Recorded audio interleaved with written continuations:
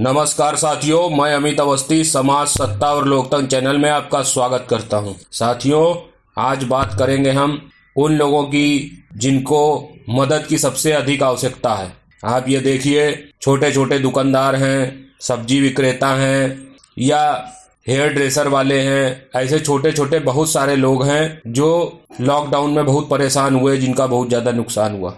यदि मैं आपको उदाहरण के तौर पर कहूँ तो आप ये समझ लीजिए कि आज की बात है, मैंने जहाँ से अपने बाल कटवाए वहाँ से जो भी पैसे बचे हुए थे वो मुझे वापसी करना चाहता था, लेकिन मैंने नहीं लिए। उसका कारण यही है और मैंने संकल्प लिया है कि 1 वर्ष तक बचे हुए पैसे मैं किसी भी रेडी वाले से, किसी छोटे दुकानदार से या जिसकी आमदनी कम है और मुझे लगता है कि नहीं इसका बहुत ज़्यादा नुकसान हुआ है, उससे बिल्कुल भी नहीं लूँगा। तो मैं आप लोगों से भी यही चाहूँगा कि यदि आप लोग मुझे मानते हैं, मेरा समर्थन करते हैं, मेरी बात सुनते हैं और यदि आपको मेरी बात उचित लगती है तो आपको भी यही नियम कम से कम 1 वर्ष तक जरूर अपनाना चाहिए। इस नियम से बहुत ज़्यादा लाभ होंगे। सबसे पहले तो समाज में उस व्यक्ति को उठने का मौका मिलेगा। दूसरा लाभ ये होगा कि वो व्यक्ति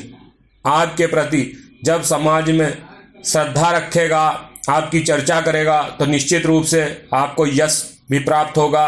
तीसरी बात, समाज में वो व्यक्ति आप समझ लीजिए कि खुद भी किसी अपने से छोटे व्यक्ति की मदद करना चाहेगा।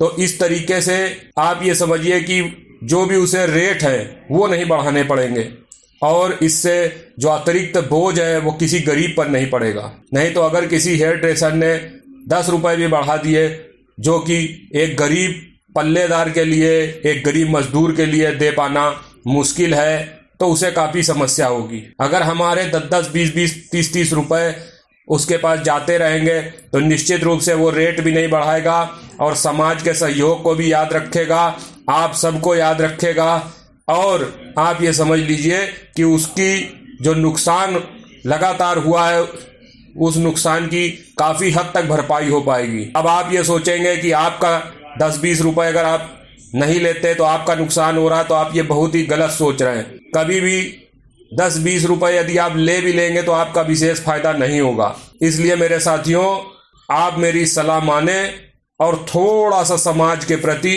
अपनी जिम्मेदारी समझते हुए कार्य करें। यदि आपको वीडियो अच्छा लगा है तो इसे फॉरवर्ड करें। धन्यवाद साथियों। जय हिंद, जय भारत।